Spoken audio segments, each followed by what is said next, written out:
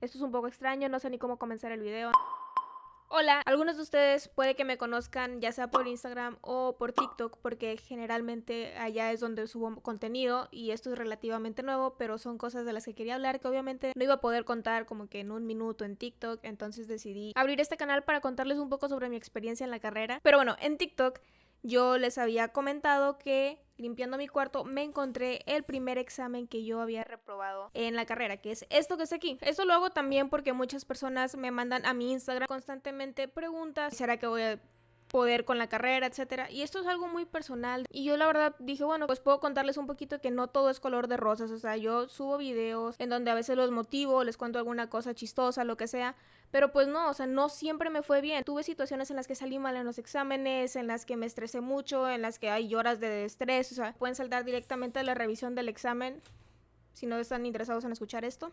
Para mí eso fue como una lección porque yo nunca había reprobado nada. O sea, no soy una persona que repruebe o que falle con trabajos, que falle con tareas. Realmente cuando entré a medicina fue una transición bien dura. Como que me conformaba con menor calificación, pero no tanto porque no quería bajar el promedio y la beca y todo, ¿no? Hasta este punto, hasta como tercero o cuarto, no me ha ido mal, así mal en ningún examen. El primer parcial era anatomía. Él nos decía como que no, pues véanse videos de acá, tal libro, tal libro, tal libro, tal libro. Entonces, bueno, pero para el examen, para fines de examen, ¿cuál va a ser el libro base? Y pues no, o sea, no te da ningún libro base y eso pasa con algunos docentes y es como que bueno. Entonces ahí como que pues estudia donde quieras, de Google, de donde sea tu voluntad, pero estudia, ¿no? El día del examen, pues íbamos todos con nervios, hubo compañeros que hasta hicieron pijamada, que hasta se juntaron todos en la noche para estudiar toda la noche, que iban sin dormir y no sé qué. Yo preferí estudiar solo en mi casa, me levanté unas horas antes del examen, di una leída, pero con la cantidad de información que era, llegó un punto en el que dije, ok, ya, o sea, lo que no me aprendí en todo el parcial, no me lo voy a aprender en 1 o 2 horas antes del examen, o sea,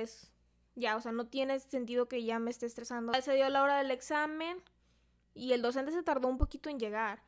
Y yo me acuerdo que es ahí en ese momento cuando me empecé a poner de nervios que dije, ay, o sea, el doctor va a llegar tarde, tenemos un horario para el examen, esto nos va a quitar tiempo. Y vimos que el docente venía caminando y no traía los exámenes. O sea, generalmente traen su bultito con exámenes. Bueno, el docente no traía nada. ¿Será que como en algunas otras ocasiones nos van a cambiar de día el examen? Llega el docente sin exámenes y dije, ay no, va a ser oral. Y él sacó y empezó a cortar esto. O sea, no es algo que yo esperaba. O sea, generalmente esperas como que un examen con más preguntas, pero el hecho que eran 3 preguntas, pues sí me ponía de nervios. Y fue ahí en ese momento, pues aquí fue donde yo dije, ya valió. Y todos mis compañeros con una cara de qué está pasando. Y me acuerdo cuánto tiempo nos dieron, pero era una buena cantidad de tiempo, ¿no? Pasábamos y agarrábamos cada quien un papel. Vi el examen y comencé a escribir. O sea, llegó un punto en el que yo no sé qué pasó, que me ganaron los nervios. Empecé así como que a temblar, me empezó a dar mucha ansiedad y dije, pues igual me voy a ir mal. Empecé a ver que todos mis compañeros estaban así como que nadie escribía nada. Entre menos tiempo me quedaba y más empezaba a pensar en que me estaba tardando en contestar. Me empecé a poner más nerviosa, me bloqueé. Dije, a ver, ok, esto ya se había tardado en pasarme. Y cuando vi que se empezaron a salir mis compañeros y decían así como que no, pues ni modo, y ya dejaban ahí el examen. Y como que se empezaron también muchos como que a resignar. Dije, bueno, ya, o sea, me voy a parar y me voy a ir. Entregué mi examen medio contestado. Me paré y me fui. Y sentí realmente una paz muy grande. O sea, fue así como que, ok, ya, o sea, ya pasó el examen, ya, o sea, lo que tenga que pasar va a pasar. Vi la cara de mis compañeros y la verdad es que dije, bueno, o sea, no fui la única que se sintió así en el examen. Vi compañeras que salieron como que se fueron así a llorar. Lo bueno es que era como que lo último del día, entonces me podía ir a mi casa. Ya llegué a mi casa y sí me agüité, o sea, me acosté y todo. Ya después me levanté, agarré una hoja y dije, ok, de las preguntas como me acordaba que estaban más o menos, porque nada más eran 3 preguntas, dije, lo voy a responder yo aquí y aquí es donde me voy a dar cuenta si fueron los nervios o si en realidad no me había aprendido bien el material. Pero sí logré escribir más de lo que escribía en el examen y es donde me di cuenta, o sea, los nervios te traicionan muy mal. Y la verdad es que este examen lo pasaron nada más 2 personas con 7, o sea, muy apenas. O sea, me puse las pilas, aprendí cómo estudiar mejor, me organicé mejor en cómo iba a estudiar para esta materia en particular. Y la verdad es que en el segundo parcial me fue muy bien. Este fue el examen. Y sinceramente revisando esto, o sea, me bloqueé muy mal porque sí me faltaron muchísimas cosas. Dejé mucho que desear aquí. O sea, la verdad, ahorita lo digo, no manches, o sea, qué vergüenza, pero bueno. Y pues ahora vamos a revisar cuáles eran las respuestas correctas. Ok, creo que es bastante obvio que ya es otro día, ya pasó un rato. Esto ya lo tenía grabado desde hace un par de semanas atrás. Y cuando lo estaba editando me di cuenta que la manera en la que había hecho esta segunda parte del video probablemente me podría traer consecuencias y probablemente me podían bajar el video aquí en YouTube por cuestiones de copyright. Yo he estado utilizando una aplicación con un modelo 3D de anatomía. La verdad es que estaba muy cool el video, pero decidí no subirlo para no meterme en problemas porque ya una vez que lo pensé dije no, o sea, probablemente me bajen el video o me den un strike o algo por copyright. Entonces tuve que hacer ese video de nuevo y lo voy a hacer de una manera pues un poco más chafa, lo tengo que admitir, porque no soy nada buena dibujando. Pero bueno, algo que sí quiero aclarar es que el fin de este video no es ni burlarme ni festejar la primera vez que reprobé un examen. Cuando sucedió pues no, ni me aplaudí ni lo fui a gritar a los cuatro vientos. Obviamente no es nada cool, no se siente nada bien. Y tampoco es con el fin de enseñar anatomía a profundidad. Esto va a ser un repaso muy breve, muy rápido de estas preguntas, porque realmente si vemos estas preguntas y las desarrollamos muy específicamente o nos metemos muy a fondo, nos podríamos llevar un video completo en cada pregunta nada más explicando todo. La primera pregunta es sobre antebrazo y me están pidiendo los músculos de la cara posterior y lateral del antebrazo, su origen, su inserción y su función. Yo sé que no dibujo muy bien, que digamos, pero bueno, fue la manera que se me ocurrió hacerlo. Nada más para que sepan un poquito de lo que está pasando. Voy a ir agregando capas, porque dibujé esto por capas para que se vean los músculos que van más profundos a los más superficiales. Desde ahorita me disculpo porque no soy nada buena dibujando, pero bueno, uno hace lo que puede. Y esto que vemos aquí es la parte posterior del antebrazo. Entonces aquí alcanzamos a ver lo que es el húmero, radio cúbito, y nos vamos a centrar en este video en los músculos que se van a originar e insertar más que nada aquí en la parte posterior y también en la parte lateral, ¿no? Entonces vamos a agregar la siguiente capa. Este que está aquí es el músculo supinador y este músculo que está por acá es el extensor corto del pulgar. Comenzando con el músculo supinador, aquí más o menos podemos observar que va a tener un origen en dos puntos, en el epicóndilo lateral del húmero y en la cresta del músculo supinador del cúbito, ¿sí? Este músculo se va a insertar en lo que viene siendo en la cara anterior del radio, ¿sí? Este músculo, el músculo extensor corto del pulgar, tiene su origen en lo que viene siendo la membrana interósea, ¿sí? En la cara posterior de la membrana interósea y también en, se podría decir, el tercio distal de la cara posterior del radio, ¿sí? Y pues su inserción va a ser, como podemos ver aquí, en la base de la falange proximal. Más o menos, no es lo más exacto, pero bueno. Si a estos músculos que ya tenemos aquí les agregamos los siguientes músculos que dibujan en la siguiente capa, entonces vamos a comenzar con el extensor radial corto del carpo, ¿sí? Ok, este va a tener su origen en lo que viene siendo el borde lateral del húmero, su inserción en la base del tercer metacarpiano. Si nos vamos al otro músculo, que es el músculo extensor del dedo índice, vemos que su origen es en la cara posterior del cúbito y también en la membrana interósea, ¿sí? Entonces tiene como que dos sitios de origen y su inserción va a ser en el tendón extensor del segundo dedo. Como podemos ver que se agregaron tres músculos, comenzando con el músculo extensor radial largo del carpo, que es este que está acá. En términos generales vemos que tiene su origen por acá, que es en el borde lateral del húmero, ¿sí? Y su inserción la tiene, vamos a quitar los otros músculos. Si seguimos el músculo, su inserción es por acá en la base del segundo metacarpiano. Bueno, el siguiente músculo, pues como ya mencioné, es este, que es el abductor largo del pulgar. Y bueno, este pues más que nada va a tener su origen en lo que viene siendo la membrana interósea, ¿sí? Y también en lo que es el cúbito, en la parte posterior del cúbito, ¿sí? Que sería como que esta parte que está por acá. Más o menos se alcanza a apreciar aquí en mi dibujo. Y bueno, vamos a volver a quitar los otros músculos para observar estos mejor. Va a tener su inserción en la cara lateral de la base del primer metacarpiano.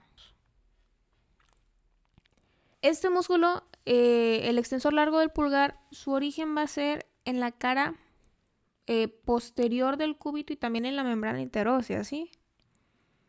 Aquí podemos ver cómo se va a insertar en la cara dorsal de la falange distal del pulgar, ¿sí? Entonces, si seguimos esto, falange proximal, falange distal. Como podemos ver, aquí se agregaron dos músculos, que es el músculo extensor cubital del carpo y también el músculo extensor del dedo meñique, ¿sí? Como podemos ver, estos dos músculos se van a originar en el epicóndilo lateral. La inserción del extensor cubital, como podemos ver, es en la base del quinto metacarpiano, ¿sí? Pero la inserción de lo que viene siendo el extensor del meñique, pues va a ser ya en lo que es la expansión extensora del meñique o del quinto dedo, ¿no? Aquí podemos ver que pues este músculo que se agregó es el músculo extensor de los dedos. Y en términos generales su inserción va a ser en las falanges de los últimos 4 dedos mediales, ¿no? Ok, si agregamos la siguiente capa podemos observar que se agregaron dos músculos. El músculo brachioradial. Si agregamos otra capa de músculos vemos que se agregó el músculo brachioradial, que es este músculo que está por acá, y también el músculo anconio.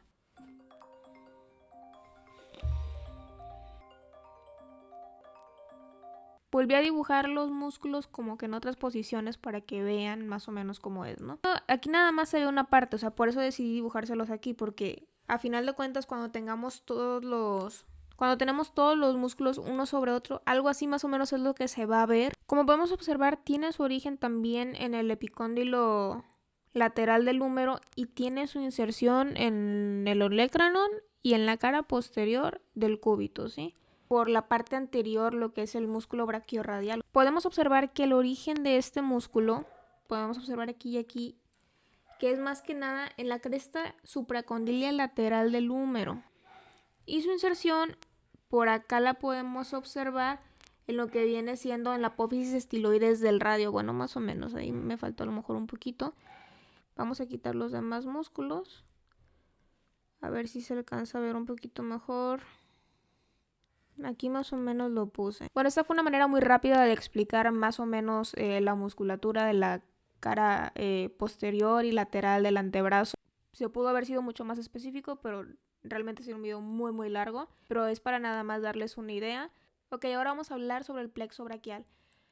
Para hablar sobre el plexo braquial está un poquito complicado el dibujar el plexo porque es una imagen un poquito revuelta. A lo largo que vas avanzando y viendo el plexo, cómo van los troncos y todo eso, van saliendo muchas ramitas. Entonces, por cuestiones de practicidad y nada más es un video muy rápido, no voy a mencionar todas las ramas. O sea, realmente me voy a ir nada más a los troncos, a las divisiones, a los fascículos y a las ramas terminales. Para comenzar a hablar sobre el plexo braquial, bueno, aquí también podríamos ponerse 4 porque como que colabora acá con C5, ¿no?